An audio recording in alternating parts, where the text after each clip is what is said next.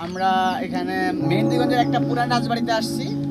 এটা হচ্ছে মেহেন্দিগঞ্জের উলানি উলানিয়া বাজার কি হ্যাঁ উলানিয়া বাজার। তো আমরা এটা অনেক পুরানো স্থাপত্য দেখে বোঝা যাচ্ছে যে এটা 16শো শতাব্দীতে তৈরি হবে, 16 শতাব্দী বা এর আগে হবে। আমরা জানতে পারছি যে এখানে একটা পাশে নদী আছে, আর নদীর পাশে একটা যে মসজিদ আছে। লোকের মুখে শোনা যায় মসজিদটা অনেক পুরানো, আর মসজিদটা অলৌকিকভাবে একদিনে তৈরি হয়েছে।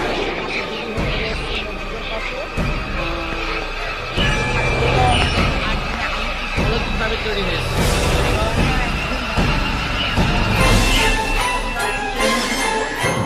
ভিতরে সিঁড়িগুলো দেখা যাচ্ছে, আমরা সিঁড়িতে এসেছি। সিঁড়িতে আসার পর এখানে দেখতে পাচ্ছি সিঁড়ি অনেক দেখে বোঝা যাচ্ছে যে অনেক পুরানো দেওয়ালে ভরা, অনেক আবার নিখুঁত কারো কারো মানে করা আর কি। আর অনেক পুরানো পুরানো দেখে বোঝা যাচ্ছে যে অনেক পুরানো রাজা বাদশারা করছে এগুলা। তো আমরা এখন রুমগুলা দেখবো, অনেক রুম। এটা হচ্ছে যে মাস্টার বেডরুম, এটা আমরা মাস্টার বেডরুম বলি। এটা মাস্টার বেডরুম হতে পারে।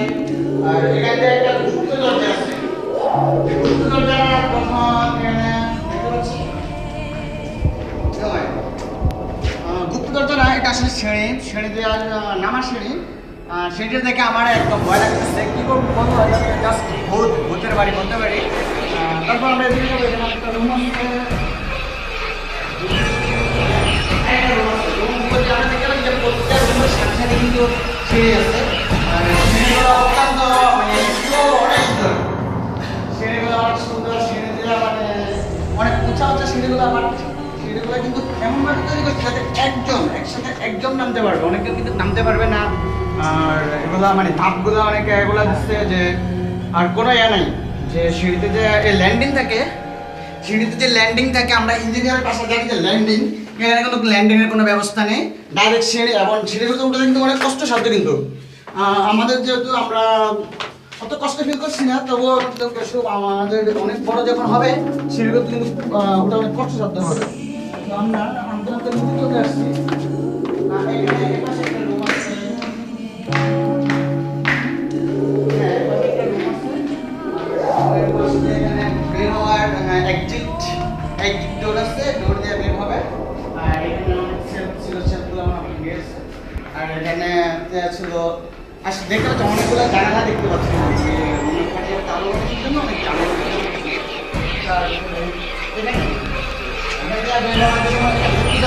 তাই না?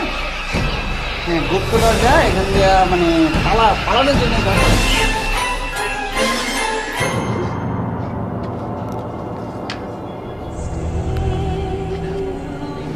আওয়াজ একদম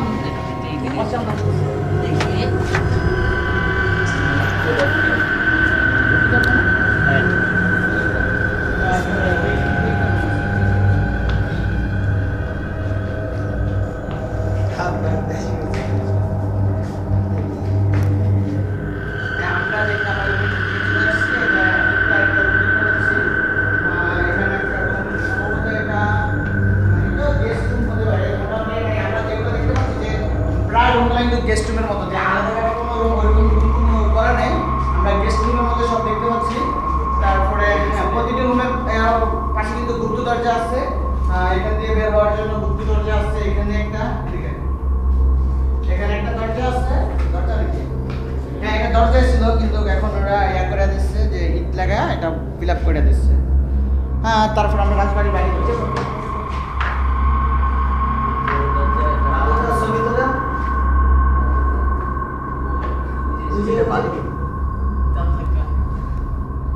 এখানে যত্নের অভাবে দেখতে পাচ্ছি অনেকগুলো অযত্ন অবহেলা পড়ে আছে।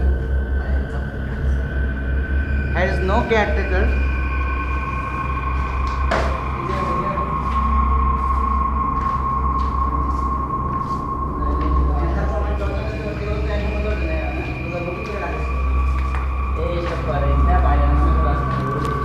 যা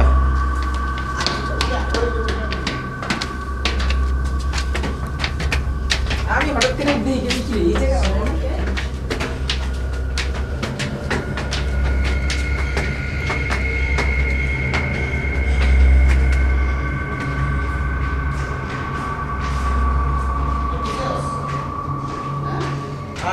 অত্যন্ত সুনিপুণ কারিগর দ্বারা হয়তো তৈরি।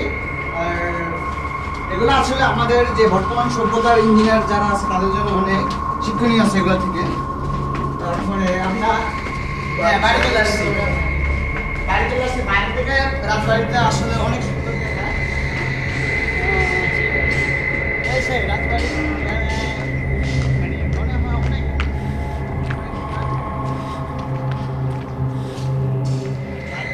রাজবাড়ি না জমিদার বাড়ি।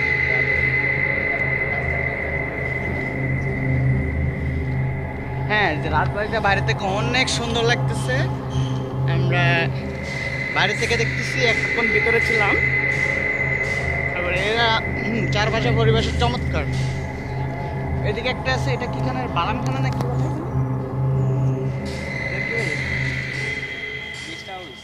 Guest house. হ্যাঁ, এখানে একটা আছে, ওইটা আরো জরাজীর্ণ অবস্থা আছে। এগুলো তত্ত্বাবধানের কেউ নেই, সবগুলো মানে জরাজীর্ণ পুরো। তারপর চারপাশ দিয়ে আবার ইয়ে আছে, ওয়াল টানানো আছে for safety.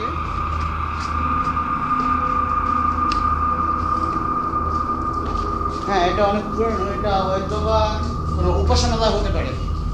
Just I guess it's a prayer room. আর তারপর ওদিকে আছে যে আমি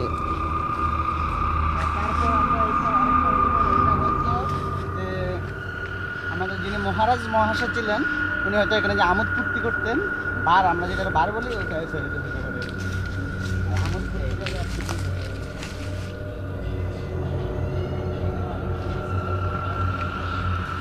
এখানে পুরোনো সিঁড়ি ছিল, বা সিঁড়িগুলো ভেঙে ফেলা হয়েছে। সো উপরে ওঠার কি জায়গা আছে কোনো?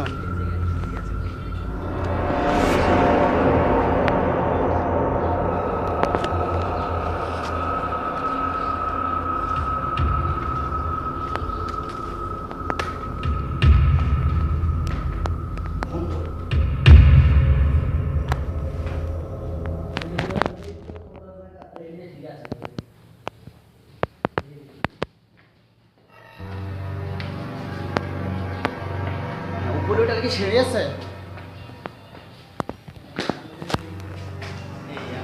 উপরে ওটা সিঁড়ি ছিল, আমাদের সিঁড়ি ভেঙে রশি ব্যবহার করতে হবে। তো আমরা তো এখানে পাহাড়ে উঠতে চাই না, তো রশি ব্যবহার করতে হবে।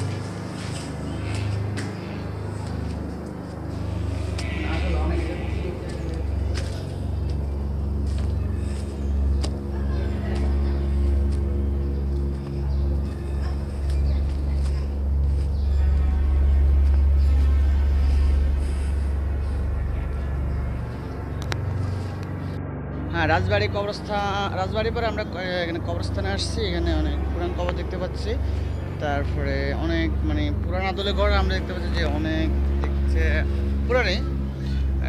কবরগুলো দেখে মনে হচ্ছে আমরা একটা দেখে আসি যে মানে জন্ম মৃত্যু কতগুলো লেখা আছে কি না। হ্যাঁ, এটা অনেক পুরান না, এটা 1981 সাল না, 1981। হ্যাঁ, তারপরে এগুলো পাশে আছে, এখানে আছে মোহাম্মদ নুরুল হক চৌধুরী, 1981 না।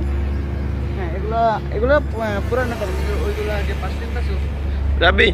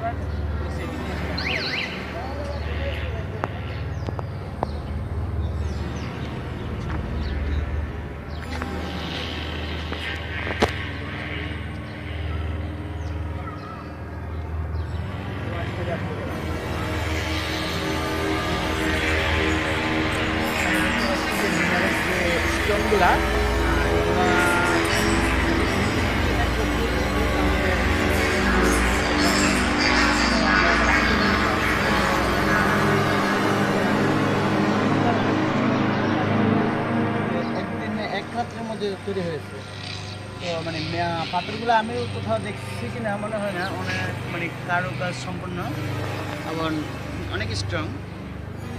তারপরে আমরা ওই পাশে একটা দিঘি আছে মসজিদের, ওইটা একই সাথে, ওইটা একটা বাগান ছিল, ওইখানে তৈরি হয়েছে পরে।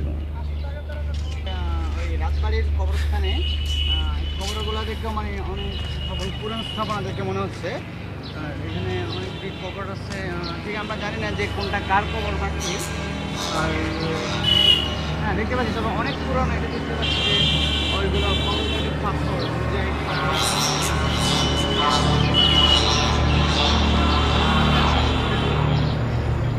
দেখে অনেক পুরানো মনে হচ্ছে, অনেক স্থাপত্য শৈলী অনেক পুরানো।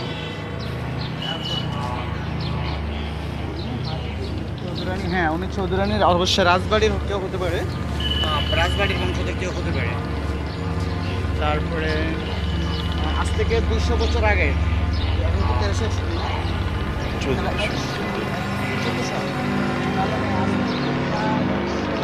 বছর আগে হবে